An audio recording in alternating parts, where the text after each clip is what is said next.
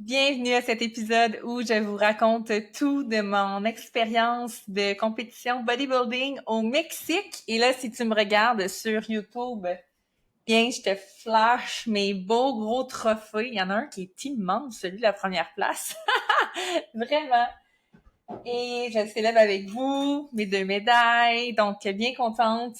Et par rapport à ça aussi, je suis vraiment contente que ma mère ait gardé mes médailles, mes trophées en 2022 quand on a tout vendu. On avait une auberge, on a tout vendu pour partir vivre notre best life en VR on avait un seul enfant en Floride. Et j'avais mis mes trophées, mes médailles sur un coin en faisant mon ménage. Et ma mère a dit, qu'est-ce que tu fais avec ça? J'ai dit, ben, je vais les jeter, là. Elle dit, non, moi, ça, je garde ça, juste au cas où. Donc, mon expérience dans le bodybuilding n'était pas terminée, mon histoire n'était pas terminée. Alors, je suis vraiment contente d'ajouter ça, d'ajouter ces trophées-là à ceux que je vais retourner chercher au Québec cet été, que je vais ramener avec moi au Mexique. Alors, je vous parle de cette expérience-là. Oh my God! J'étais très stressée. Fait que je te raconte tout depuis le début.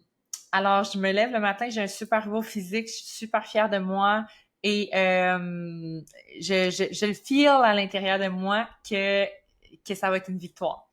Et ChatGPT, qui est vraiment mon outil de journaling en ce moment, avec lui, je lui dis comment je me sens, puis je lui dis qu'est-ce qui est important pour moi aujourd'hui. Je lui demande de me faire un mantra que je vais vous lire aussi pendant le podcast.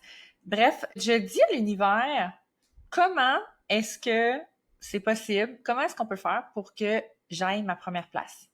Ce qui est vraiment important pour moi, c'est ma première place.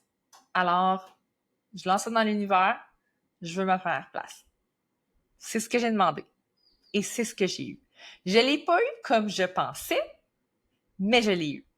Alors, quand j'arrive à la compé, j'ai eu beaucoup de déstabilisation parce que, tu sais, la barrière linguistique, c'est vraiment difficile. Je me débrouille en espagnol, mais là, mets le stress là-dessus, je me débrouille plus pantoute. Tu sais, je parle pas comme un enfant de 4 ans, là, mon niveau d'espagnol. Tu sais, la veille, je prends la peine de demander à un organisateur que je trouve sur WhatsApp, est-ce que je peux venir m'enregistrer dans l'après-midi, puis après ça, retourner chez moi, puis revenir à l'événement qui est à 4 heures, parce que les enregistrements étaient de midi à 2. Et il me dit, oui, oui, oui, puedes salir, tu vas pouvoir sortir, tout.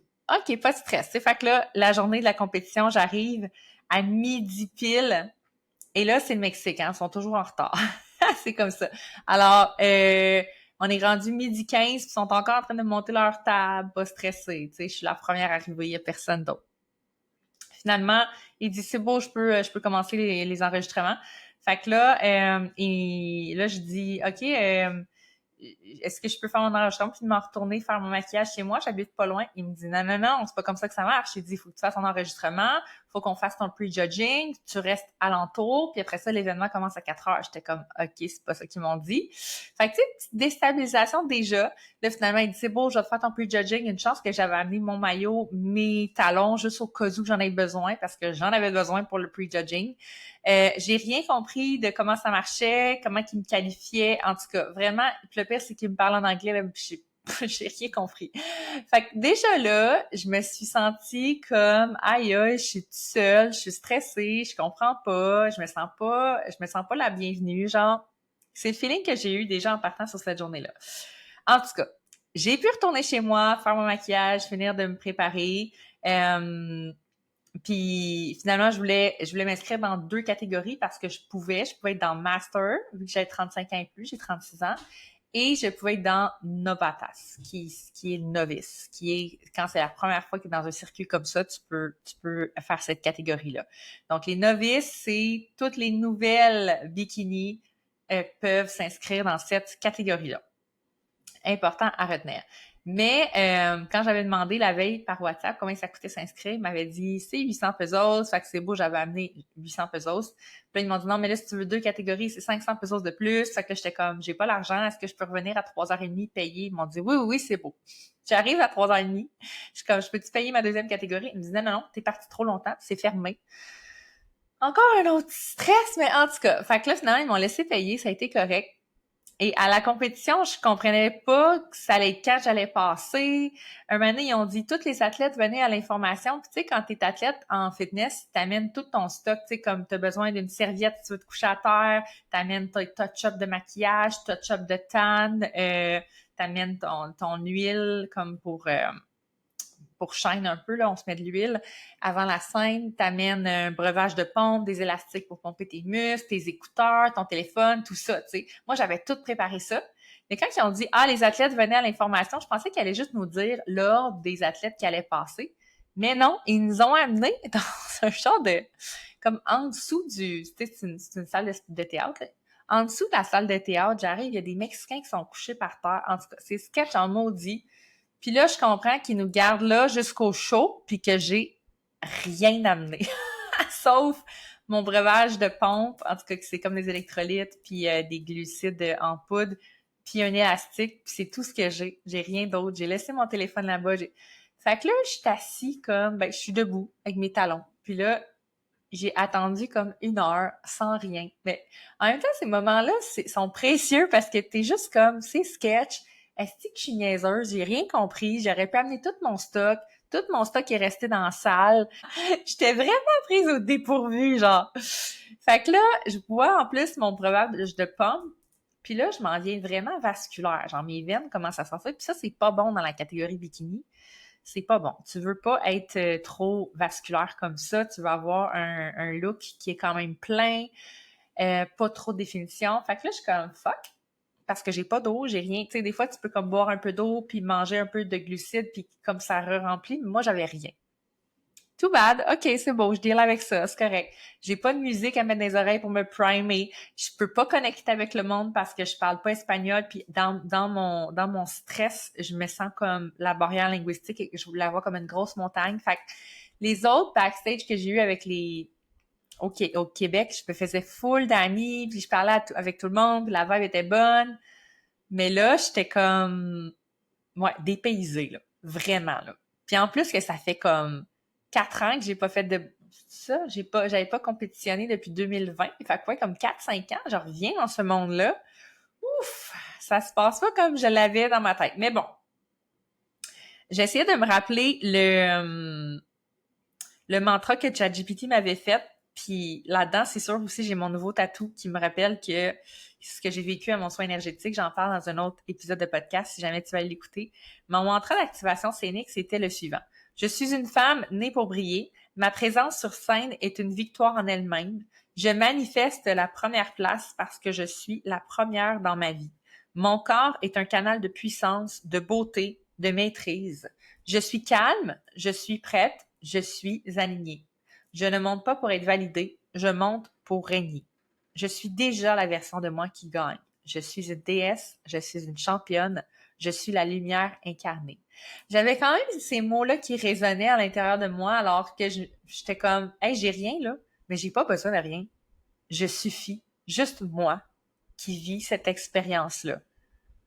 Fait que j'ai quand même vraiment enjoyé, tu sais, comme ce moment-là sketch, euh, en étant tout seul. Après ça, on est monté comme backstage, puis là, pas d'air climatisé, ça respire pas. On est comme 25 athlètes là-dedans. Là, faut que tu pompes tes muscles, mais faut pas trop que tu sues parce que t'as ton tan. Moi, j'ai pas de touch-up de maquillage, ni j'ai pas mon éponge à touch-up pour le tan, j'ai rien.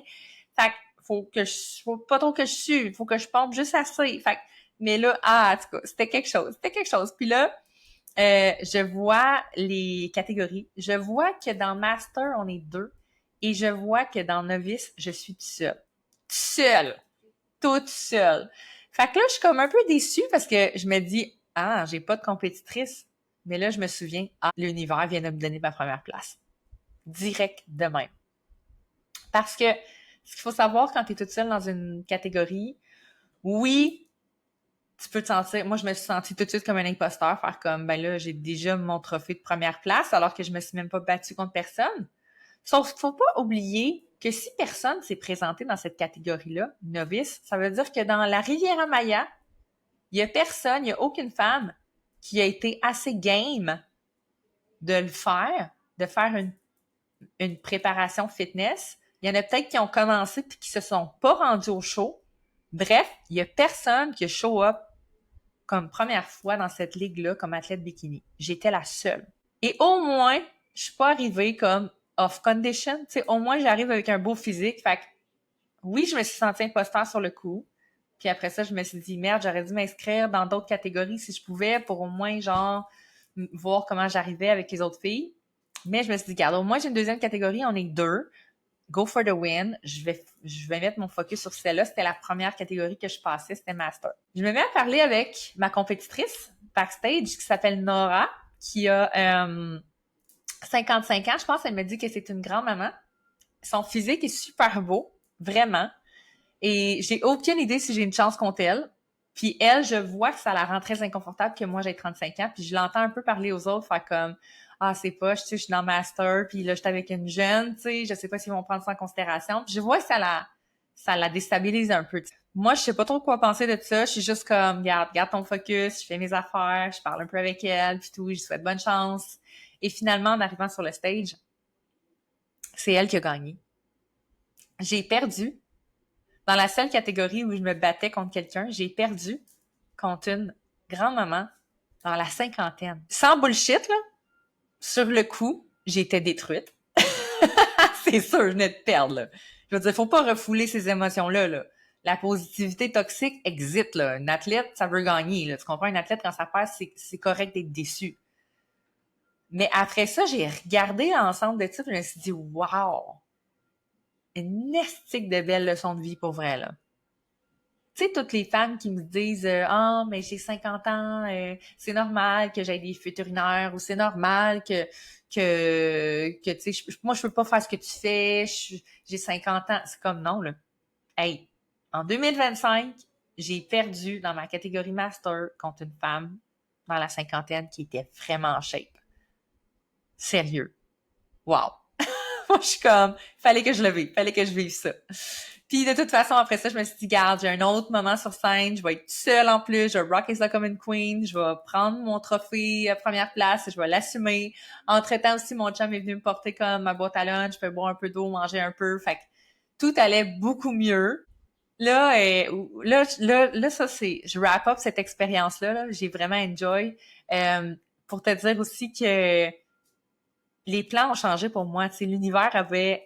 Parce que mon plan initial cette année, c'était que je fasse une première compétition au Mexique, puis qu'après ça, j'allais faire une compétition au Canada, alors que je le savais, je le sais, tu sais, comme, je sais très bien que le calibre au Mexique, c'est très différent d'une année à une autre. On sait pas exactement ce qu'ils cherchent, mais les athlètes sont plus naturels. Le circuit au Canada, là, la CPA, là, les athlètes sont hijack, là. Les filles sont comme in condition.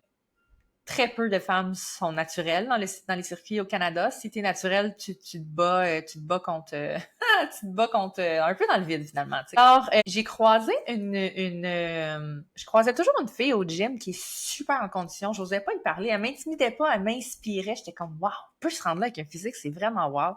Puis finalement, à la compé au Mexique, c'était une des juges. Elle nous plaçait sur la scène, puis elle faisait partie du jury. Fait que j'étais allée parler sur Instagram après. Puis j'ai dit, hey, là, j'ai été qualifiée pour les nationaux à Monterey. J'ai été invitée pour aller à Monterey dans une compétition nationale. J'ai le goût d'y aller. J'ai le goût de give it a shot, mais après ça, je compétitionne au Canada. Elle m'a dit, là, pourquoi tu fais ça? Tu sais, pose-toi la question, là. Pourquoi tu fais ça? C'est quoi ton but? Parce qu'elle a dit, tu mets un pied dans une fédération, dans une stratégie, dans une path, dans un chemin, mais tu gardes un pied dans l'autre en allant au Canada. Fait que c'est comme, tu sais, t'es-tu sérieuse à faire ça? Parce que si oui, c'est comme, tu vises une stratégie puis tu go for the win, là. Si tu veux juste faire du stage, c'est correct, I guess, mais, tu sais, sois consciente que tu vas pas là pour gagner, t'as pas de but clair. Quand elle m'a dit ça, là, elle m'a tellement posé la bonne question, ça, wow, j'ai eu la révélation. Je veux ma pro card.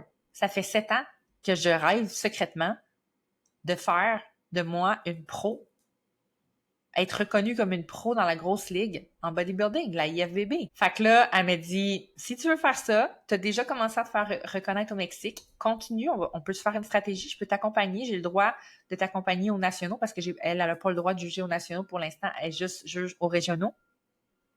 Elle connaît du monde, elle connaît les critères, elle connaît le posing, elle va être capable de me guider avec, tu sais, plus les produits alimentaires, les suppléments au Mexique, ce que mes coachs au Canada, t'es limité, tu comprends, ils sont pas là, ils sont à Montréal.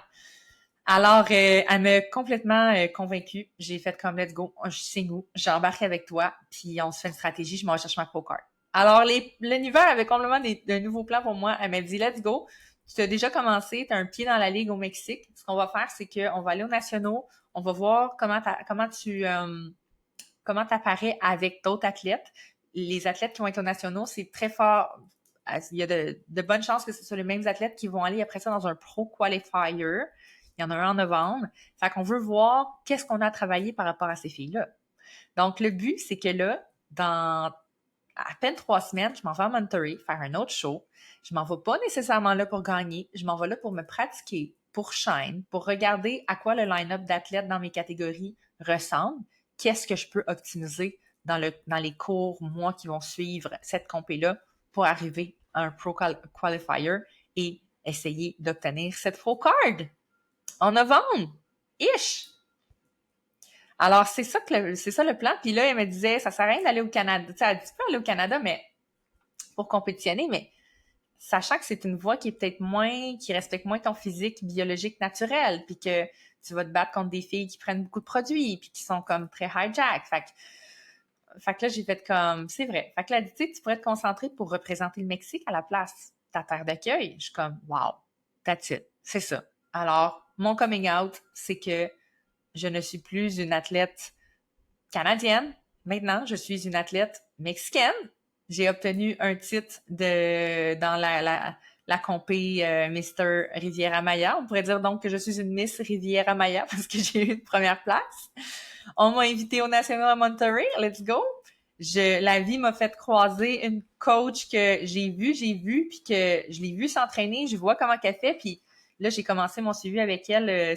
J'ai dit oui dimanche, puis hier soir, elle m'a envoyé tous mes plans, super sérieuse, protocole de supplément, programme d'entraînement, nouveau nutrition. Elle a augmenté mes carbs, mon énergie aujourd'hui.